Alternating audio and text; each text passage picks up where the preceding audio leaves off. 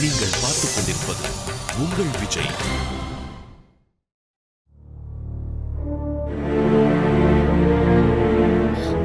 என்னங்க, என்னது உங்க கையில எப்படி இந்த பெண் குத்துச்சு? இதுவா?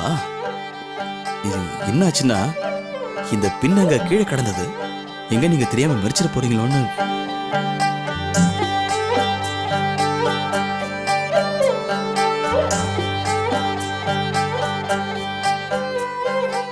வாய் திறந்து சொல்லிருக்கலாம்ல.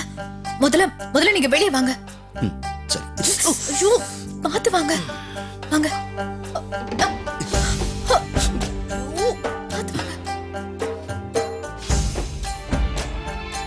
எழுந்துருங்க, உட்காருங்க.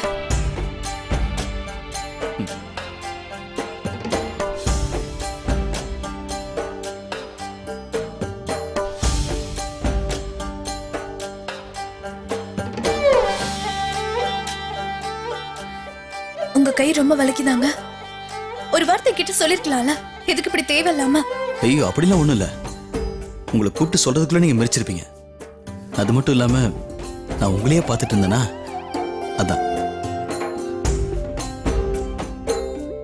அதான் பின்னு குத்துனதே தெரியல.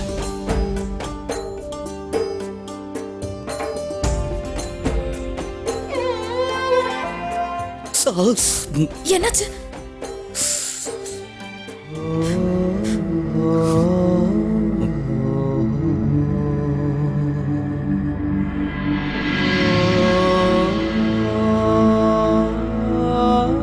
போதும் சந்தியா.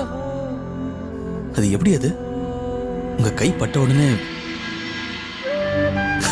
எல்லா வலியும் பறந்து போச்சு. நிஜமா? பொய் சொல்ல சந்தியா.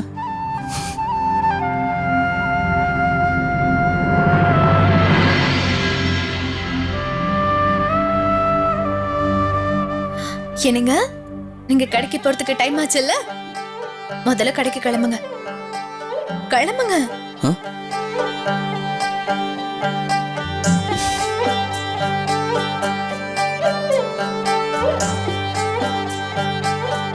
போங்க. என்ன? சரி.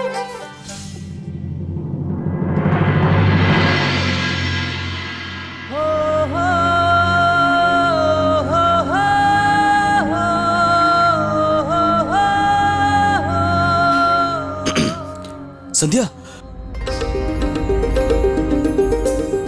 ஆமா சந்தியா, இப்ப எனக்கு என்ன தோணுதுன்னா, அது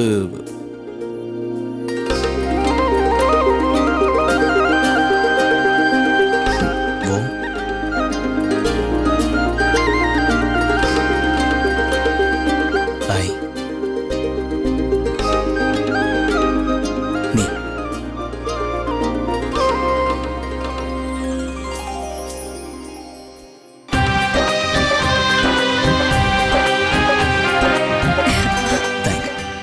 தேங்க்யூ சந்தியா.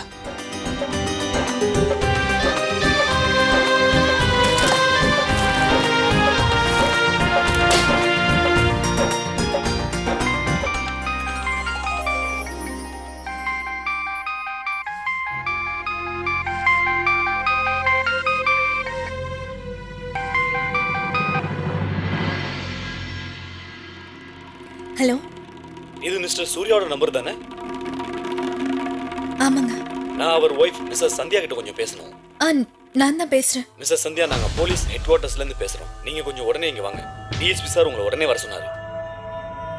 சரி, நான் உடனே வரேன் சார்.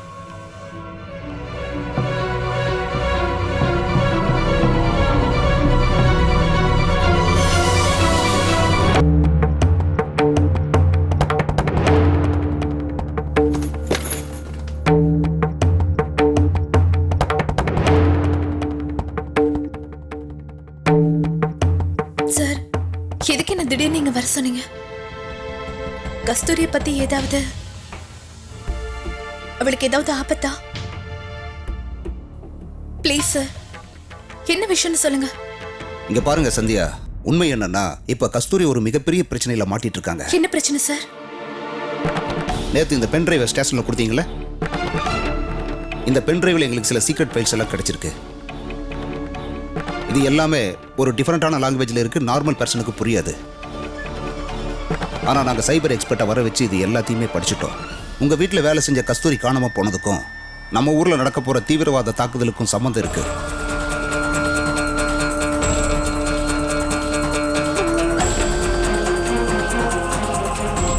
இங்க பாருங்க டிஎஸ்பி சார், கஸ்தூரி ஒரு சாதாரணமான பொண்ணு. அவளுக்கு எப்படி யார் கூட வந்து சம்பந்தம் இருக்கும்? ஒரு நிமிஷம் இருங்க, நான் உங்ககிட்ட ஒரு விஷயத்தை காட்டணும்னு நினைக்கிறேன். இதை கொஞ்சம் பாருங்க. இந்த கோவில் எந்த கோவில்னு தெரியுதா? இந்த ஊர்ல டெரரிஸ்ட் அட்டாக் நடக்க போகுதுன்னு நாங்கள் சந்தேகப்படுறோம். அந்த தீவிரவாத கும்பலோட டார்கெட்டே இந்த கோவில் தான். இந்த போட்டோ கூட எங்களுக்கு இந்த பென்ட்ரைவ்ல தான் கிடைச்சது. இந்த பென்ட்ரைவ்ல எங்களுக்கு கிடைச்ச இன்னொரு போட்டோகிராஃப் இதை பாருங்க. இந்த போட்டோ தான். கஸ்தூரி, இது கஸ்தூரியோட போட்டோ வச்சே. எனக்கு தெரியும், இவங்க காணாம போனதுக்கும் அந்த டெரரிஸ்டுக்கு தான் காரணம்னு நினைக்கிறேன். பென்ட்ரைவில் இருக்கிற இன்ஃபர்மேஷனை வச்சு பார்க்கும்போது அந்த தீவிரவாதிங்க வைகுண்ட ஏகாதசி அன்னைக்கு காலையில் 10:10க்கு அவங்க இந்த பொண்ணு கஸ்தூரியை கோவில் பக்கத்தில் விட்டுட்டு போகிறதா பிளான் பண்ணியிருக்காங்கன்னு நினைக்கிறேன். அது கூட ஊர்வலம் நடக்கும்போது சரியா 11 மணிக்கு இந்த கோவிலில் மகா ஆரத்திக்கான ஏற்பாடுகளை செய்யப்பட்டிருக்குல்ல. ஆனால் ஒரு விஷயம் மட்டும் எனக்கு புரியவே இல்லை. அந்த டெரரிஸ்ட்டுங்க அவங்களோட பிளானில் இந்த பொண்ணை எப்படி யூஸ் பண்ண போகிறாங்கன்னு தான் புரியலை. கஸ்தூரியா, இந்த மொத்த ஊர்ல அவ மட்டும் தான் கிடைச்சாளா? அவளை எதுக்கு கிட்னாப் பண்ணி வச்சிருக்காங்க? ப்ளீஸ் கொஞ்சம் அமைதியா இருங்க மிஸ்ஸஸ் சந்தியா. இப்போ நம்ம பேனிக் ஆகக்கூடாது. இந்த கேஸை ஜாக்கிரதையா யாருக்கும் தெரியாம தெளிவாக ஹேண்டில் பண்றதா நல்லது. தயவு செஞ்சு என்ன மன்னிச்சிடுங்க சார். அது கஸ்தூரி என்னோட. உங்க ஃபீலிங்ஸ் எனக்கு ரொம்ப நல்லா புரியுது. ஆனா தயவு செஞ்சு நீங்க சட்டத்து மேல நம்பிக்கை வைங்க. நாங்க எல்லாரும் இப்போ உங்ககிட்ட ஒரு விஷயத்தை உறுதியா சொல்றோம். நிச்சயமா கஸ்தூரிக்கு எதுவுமே ஆகாது சார். எனக்கு எப்பவுமே இந்த நாட்டோட சட்டத்திட்டங்கள் மேல முழு நம்பிக்கை இருக்கு. இந்த போலீஸ் யூனிஃபார்மை பார்த்த உடனே குற்றவாளிங்க மனசுல பயம் வரும். அதே மாதிரி எங்களுக்கெல்லாம் இந்த யூனிஃபார்மை பார்க்கும்போது பிரச்சனையே இல்லைன்னு தோணும். நாங்க எல்லாரும் எங்க வீட்டுல ஒவ்வொரு நாளும் நிம்மதியா இருக்கோம்னா அதுக்கு காரணமே நீங்க இருக்கீங்கிறதுனால தான். எங்களுக்கு எந்த பிரச்சனையும் வராம நீங்க பாத்துக்குவீங்கிற தைரியம் தான். உங்களை நாங்க எப்பவுமே நம்புறோம். எங்க மேல இவ்வளவு மரியாதை வச்சிருக்கிறீங்களே, அதுக்கு ரொம்ப சந்தோஷம். ஆனா ஒரு சில பேர் போலீஸை பத்தி புரிஞ்சுக்கிறதே இல்லை. எப்ப பார்த்தாலும் அசிங்கப்படுத்தணும்னு நினைப்பாங்க. போலீஸ் டிபார்ட்மெண்ட் தப்பு பண்ணுதுன்னே நினைக்கிறாங்க. எங்களை தலகுனிய வைக்க பார்க்குறாங்க. சரி விடுங்க, நீங்க இப்ப வீட்டுக்கு போகலாம். ஆனா ஒன்று ஞாபகம் இருக்கட்டும், இப்போ நீங்க இந்த கேஸோட சம்மந்தப்பட்டிருக்கீங்க. கஸ்தூரி சம்மந்தப்பட்ட விஷயங்களை தெரிஞ்சுக்கிறதுக்கு எங்களுக்கு யாராவது வேணும். அதனால தான் நாங்கள் உங்ககிட்ட எல்லா விவரத்தையும் சொல்லிட்டோம். எல்லா விஷயங்களும் இப்போ உங்களுக்கு தெரியும். ஆனால் இது ரொம்ப பயங்கரமான கேஸ்னு மட்டும் ஞாபகம் வச்சுக்கோங்க. அதனால் நீங்கள் இப்போ வீட்டுக்கு போனதுக்கப்புறமா இதை யாருக்கிட்டையும் சொல்ல வேண்டாம். இன்ஃபேக்ட் சூர்யா கிட்ட கூட சொல்ல வேண்டாம். ஏன்னா இந்த விஷயம் ஒரு வேளை பரவுச்சுன்னா அப்போ அதால் கஸ்தூரிக்கு தான் ஆபத்து வரும், மக்களுக்கும் அதனால் ஆபத்து. அதனால் தயவு செஞ்சு நீங்கள் இதை யாருக்கிட்டையும் சொல்ல வேண்டாம். நான் சொல்ல வர்றது என்னன்னு உங்களுக்கு புரியுதுல்ல? நீங்க எதை பத்தியுமே கவலைப்பட வேண்டாம் சார். இந்த விஷயத்த நான் யார்கிட்டயுமே எப்பவும் சொல்ல மாட்டேன். நான் சார், கடந்த 3 மாசமா இந்த ஊருக்கு யாரெல்லாம் வந்திருக்காங்களோ அவங்களோட லிஸ்ட் இதில் இருக்கு. இங்கே பாருங்க, இந்த கேஸை எல்லாரும் கவனமாக ஹேண்டில் பண்ணுங்க. இந்த ஊருக்கு வந்திருக்கிற டூரிஸ்ட்டுங்க அப்புறம் ஃபாரினர்ஸ் எல்லாரையும் இந்த வெரிஃபிகேஷன்லேருந்து தூரமாக வைக்கணும். அவங்க யாருக்கும் இதனால் ப்ராப்ளம் வரக்கூடாது. லோக்கல் டிவி சேனல்ஸ் அப்புறம் நியூஸ் பேப்பர்ஸ் எல்லாத்துக்குமே இன்ஃபார்ம் பண்ணிருங்க. எந்த விதமான ரூமர்ஸும் பரவக்கூடாது. Yes sir. அதே நேரம் வைகுண்ட ஏகாதசி பண்டிகை எல்லா வருஷத்தை போல இந்த வருஷமும் நல்லா நடக்கணும். மக்களோட சேஃப்டிக்காக நம்ம கடமையை நம்ம செய்யணும்.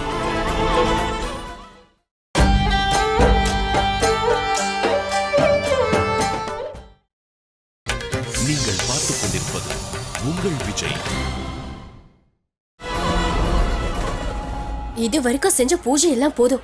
எதுக்காக அத்தை என்ன அடிக்கடி கோயிலுக்கு போயிட்டு வான்னு சொல்றாங்கன்னு தெரியல. கஸ்தூரி மேல அவ்வளவு பாசனா அவங்களே போயிட்டு வரலாம்ல.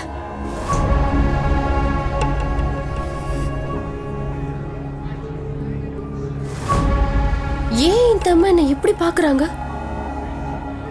அவங்கள விட அழகா இருக்கேன்ல, அதனாலதான் பாக்குறாங்க.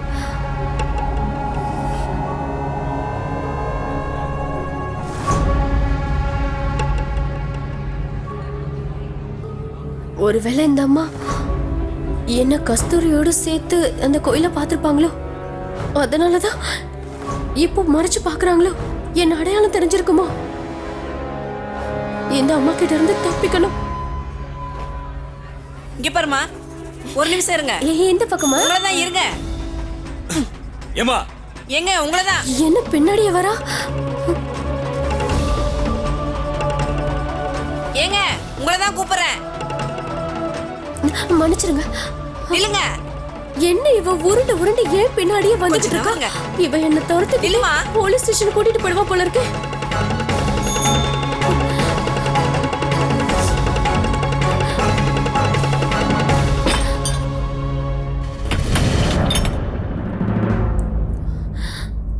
மீனாட்சி,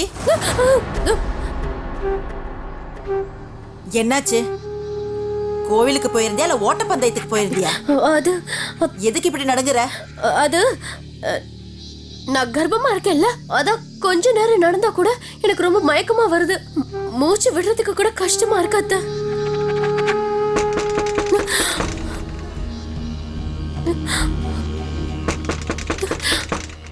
சரி, கதவை தர. இப்போ உங்க அம்மாவுக்கு ஃபோன் பண்ணி இந்த கதவை வந்து திறக்க சொல்லணுமா? கதவை திறன்னு சொல்றேன்ல. திறக்கிற அத்தை, உடனே திறக்கிறேன். என்ன சொன்னாலும் இப்படித்தான்.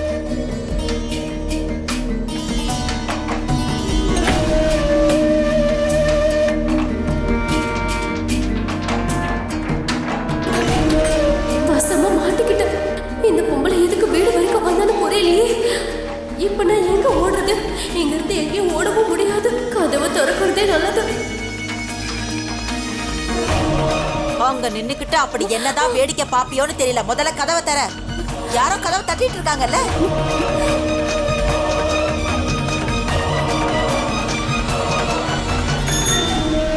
மீனாட்சி, ஏன் அப்படி ஓடி வந்த? எவ்வளவு நேரமா நான் உன்னை கூப்பிட்டுக்கிட்டு இருந்தேன்.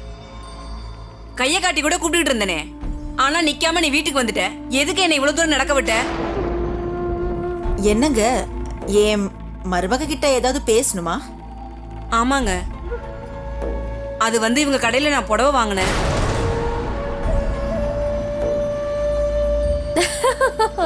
அந்த பணத்தை கொடுக்கணும்னு நினைச்சேன். கோயிலேருந்து நேரா இவங்க கடைக்கு தான் போகணும்னு நினைச்சேன். ஆனா இவங்க வீடு வரைக்கும் என்ன வர வச்சுட்டாங்க. இந்தாங்க பணம். 4030 ரூபாய் இருக்கு. சரியா இருக்கான்னு எண்ணி பாத்துக்கோங்க. ரொம்ப நன்றி. வரேங்க.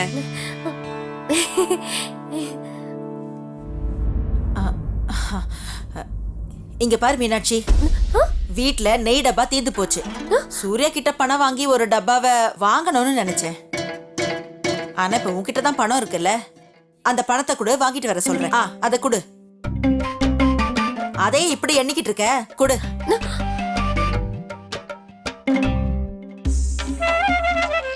அத்தை, இந்த மொத்த பணத்தை வச்சு நெய் வாங்கணுமா? மீனாட்சி, பாதி சப்பாத்தியில மட்டும் நெய் போட்டா நீ சாப்பிடுவியா? ஐயோ ஆண்டவா, கைக்கு வந்த பணம் போயிடுச்சு. ஏன் தான் இந்த குண்டச்சி வந்தான்னு தெரியல. 4030 ரூபாவை தண்டத்துக்கு நான் உங்ககிட்ட கொடுத்துட்டேன். உங்க வீட்டில் வேலை செஞ்ச கஸ்தூரி காணாம போனதுக்கும் நம்ம ஊர்ல நடக்க போற தீவிரவாத தாக்குதலுக்கும் சம்மந்தம் இருக்கு. பென்ட்ரைவில் இருக்கிற இன்ஃபர்மேஷனை வச்சு பார்க்கும்போது வைகுண்ட ஏகாதசி அன்னைக்கு காலையில் 10:10 அவங்க இந்த பொண்ணு கஸ்தூரியை கோவில் பக்கத்தில் விட்டுட்டு போறதா பிளான் பண்ணியிருக்காங்கன்னு நினைக்கிறேன். அது கூட ஊர்வலம் நடக்கும்போது. கஸ்தூரியா, ஏன் இதெல்லாம்? ஏன் உங்க கஸ்தூரி தேர்ந்தெடுத்தாங்க? ஏன் உங்க கஸ்தூரியை கிட்னாப் பண்ணிருக்காங்க? இது எல்லாமே அந்த தீவிரவாதிகளோட பிளான் தான். கஸ்தூரி எழுதின மாதிரி ஒரு பொய்யான கடிதம், அப்புறம் சூர்யா நம்பருக்கு கால். இது எல்லாத்துக்கும் என்ன அர்த்தம்? அந்த தீவிரவாதிங்க எங்களை கவனிச்சுட்டு இருக்காங்கன்னு நினைக்கிறேன். இங்கதான் எங்கேயோ இருக்காங்க. எங்கேயோ தப்பு நடக்குது. என்னால இங்க இருந்தும் இங்க என்ன நடக்குதுன்னு புரிஞ்சுக்க முடியல. எதுவுமே தெரிஞ்சுக்க முடியலையே.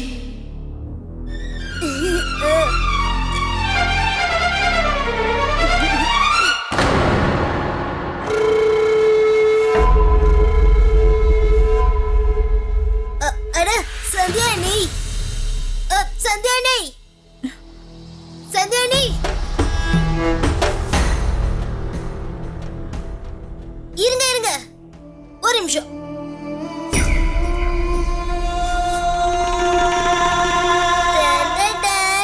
எப்படி இருக்கு என்னோட புதுக்கோட்? நல்லா இருக்குல்ல? இந்த ட்ரெஸ் போட்டுட்டு ஏகாதசி பூஜை அன்னைக்கு நான் சூப்பரா ரெடியாக போறேன். அப்படியே ஹீரோ மாதிரியே. சந்தியானி, இந்த கோட் எனக்கு ரொம்ப நல்லா இருக்கும்ல?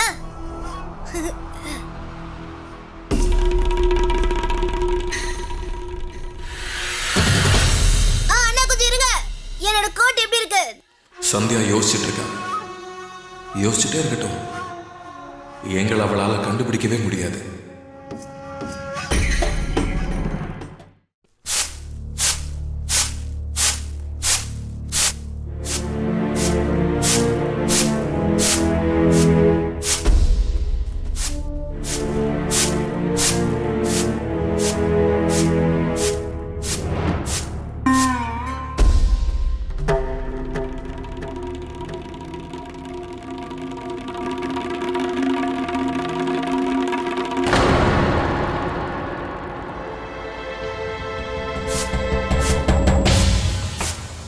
சந்தியா, என்கிட்ட ஒரு வார்த்தை கூட சொல்லாம எங்க போயிட்ட? வீட்டை பத்தி தான் கவலை இல்ல. அண்ணனும் அண்ணியும் இந்த வீட்டுல இருக்கிறாங்களே, அவங்களை கவனிக்கணும்ன்ற அக்கறை கூட உனக்கு இல்ல. அவங்க கர்ப்பமா இருக்காங்க. நான் வயசுல பெரியவ, அதனால அவங்களால என்கிட்ட எதுவும் கேட்க முடியாது. உன்கிட்ட தான் கேட்க முடியும். ஆனா நீ என்னடா எப்ப பார்த்தாலும் அங்க எங்க வெளியே போய் ஊரு சுத்திக்கிட்டே இருக்க. போ, முதல்ல போய் உங்க அண்ணி கிட்ட சாப்பிட ஏதாவது வேணுமான்னு கேளு. போ. சரிங்க அத்தை. சந்தியா,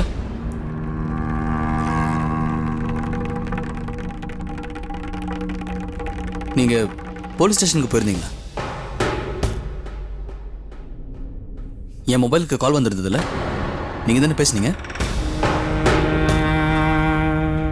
கஸ்தூரி பத்தி ஏதாவது தெரிஞ்சதா உங்களுக்கு? ஆனால் இது ரொம்ப பயங்கரமான கேஸ்னு மட்டும் ஞாபகம் வச்சுக்கோங்க. அதனால் நீங்கள் இப்போ வீட்டுக்கு போனதுக்கப்புறமா இதை யாருக்கிட்டையும் சொல்ல வேண்டாம். இன்ஃபேக்ட் சூர்யா கிட்ட கூட சொல்ல வேண்டாம்.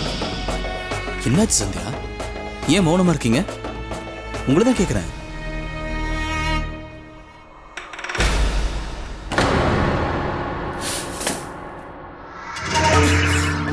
ஐயோ ஆண்டவா, ஏன் இப்படி வாயை மூடிட்டு நிக்கிற? ஏன் ஏதோ பேச மாட்டேங்கிற?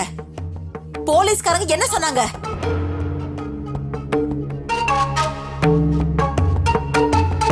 கஸ்தூரிய பத்தி ஏதாவது விவரம் தெரிஞ்சதா இல்லையா? கஸ்தூரி யாராவது அடையாளம் சொன்னாங்களா?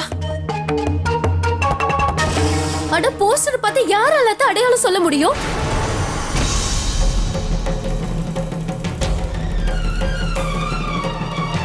மீனாட்சி, முதல்ல வாயை மூடு. சூர்யானா, போலீஸ்காரங்க நம்ம கடைக்கு வந்து எல்லாரையும் என்கொயரி பண்ணிட்டு இருக்காங்க. நீங்க கொஞ்சம் வாங்கல.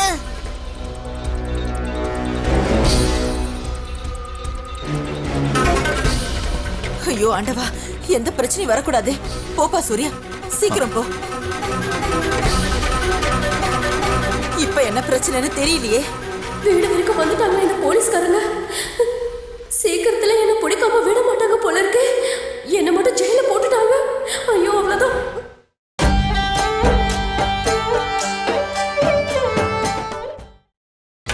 நீங்கள் பார்த்துக் கொண்டிருப்பது உங்கள் விஜய். ஏதாவது இருந்தா உடனே எங்களுக்கு தெரியப்படுத்துங்க. ஞாபகம் இருக்கட்டும்.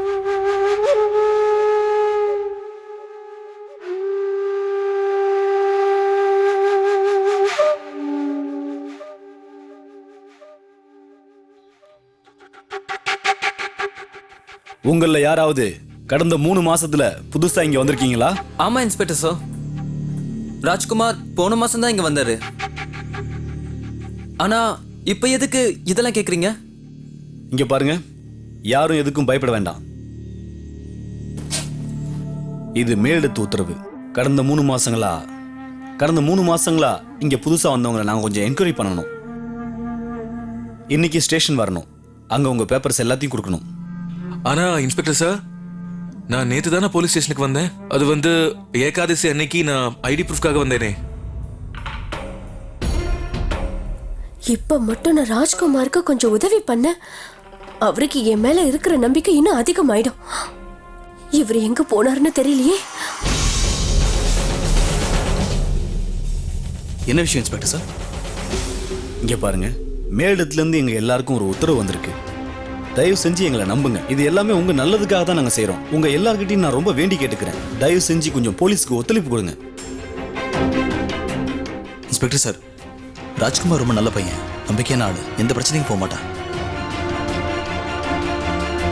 எங்க எல்லாருக்கும் உன்னை பத்தி நல்லா தெரியும். ஆமா இன்ஸ்பெக்டர் சார், இவனும் என்னோட புள்ள மாதிரி தான். இவன் எப்பவுமே அமைதியா இருப்பான். இங்க பாருங்க இன்ஸ்பெக்டர் சார், ஒரு நிமிஷம். ராஜ்குமார் நம்பிக்கையான ஆளுன்னு நான் கேரண்டியா சொல்றேன். அவர் எப்படின்னு எங்களுக்கு ரொம்ப நல்லாவே தெரியும். அதனால நீங்க தேவையில்லாம அவரை ஸ்டேஷனுக்கு கூட்டிட்டு போக வேண்டிய அவசியம் இல்ல. இங்க பாருங்க சார், இது இவரை சம்பந்தப்பட்ட விஷயம் மட்டும் இல்ல, எங்களோட மொத்த குடும்பமும் சம்பந்தப்பட்ட விஷயம். தயவு செஞ்சு இப்ப நீங்க இவரை ஸ்டேஷன் அது இதுன்னெல்லாம் கூப்பிடாதீங்க. ஆமாங்க. இங்க பாருங்க, நாங்க ஒன்றும் இவரை அரெஸ்ட் பண்ணல. இவர்கிட்ட நாங்க கொஞ்சம் பேசணும், அவ்வளவுதான். அதுக்கப்புறமா நாங்க இவரை உடனே வீட்டுக்கு அனுப்பிடுவோம். தயவு செஞ்சு நீங்க எல்லாருமே எங்களுக்கு கொஞ்சம் கோஆபரேட் பண்ணுங்க. அதுக்காக இல்லை சார். என்னங்க இன்ஸ்பெக்டர் சொல்றதுல தப்பு என்ன இருக்கு?